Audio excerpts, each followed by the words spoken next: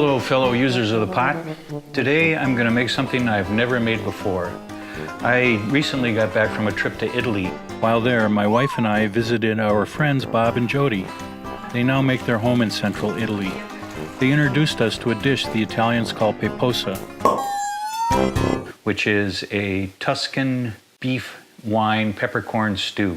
They combined the beef, wine, peppercorns, and garlic and simmered it for 6 hours and then served it over a bed of fresh pasta. It was simple and delicious when they made it for us in Umbria.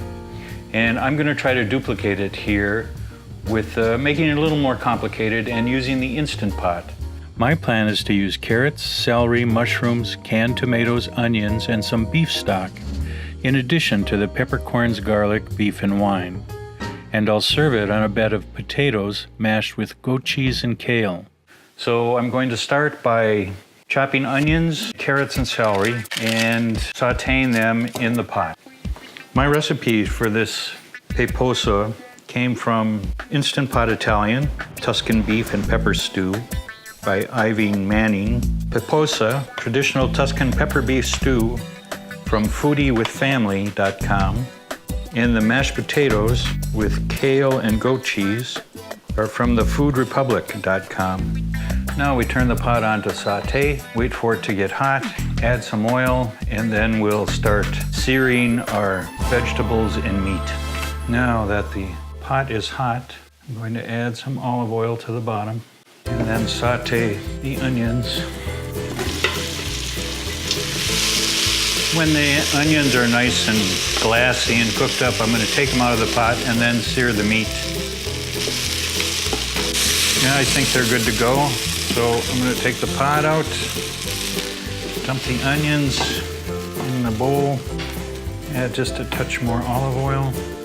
I have 2 packages of beef for stew, each about a pound.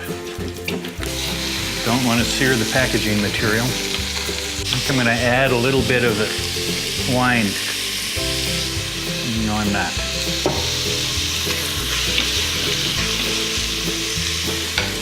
You got to find the corkscrew for the wine. Hey, Lori, where's your corkscrew? Note for next time. It's always best to prepare ahead of time, especially when you're making videos.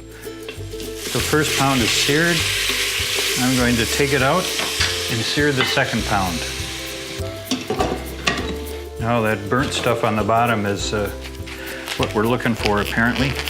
You have to scrape that up and make sure it gets in the mix.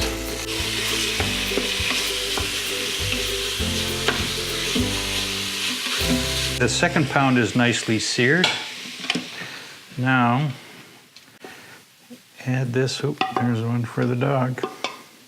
So now I'm going to add the wine.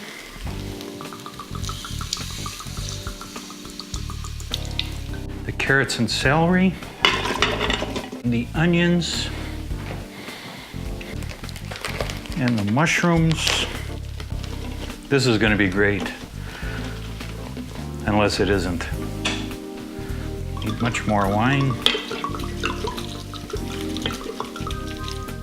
Now I'm just going to let this saute for 5 minutes or so to have the alcohol evaporate some. I'm going to add a can of diced tomatoes, a handful of peppercorn, 1.5 handfuls of peppercorn. Because I'm doing this in the Instant Pot, I'm going to add a couple of cups beef broth to make sure there's plenty of liquid in there so I don't have pressure problems.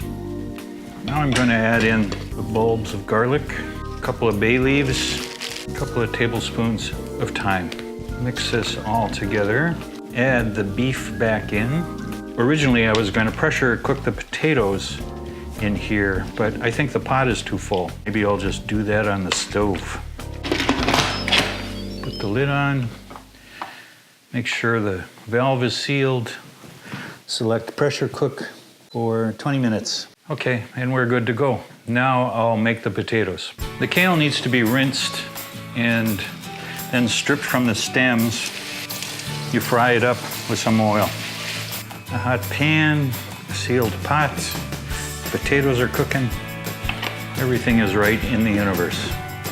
The nice thing about using the Instant Pot is I can just leave it alone and know that it's cooking, and I don't have to mind it.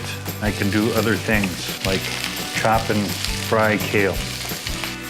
Now that the potatoes are nice and soft, I'm gonna drain them, mash them, add some butter, milk, and goat cheese, and then mix in the kale. The Instant Pot has been just sitting here doing a natural pressure release for just about 25 minutes. So I'm gonna release the rest of the pressure, which won't be much, and then open it up and see what I have.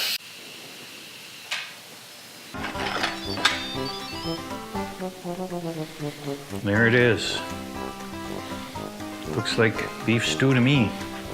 Okay. How's the stew? Multi ready. It's amazing. Wow.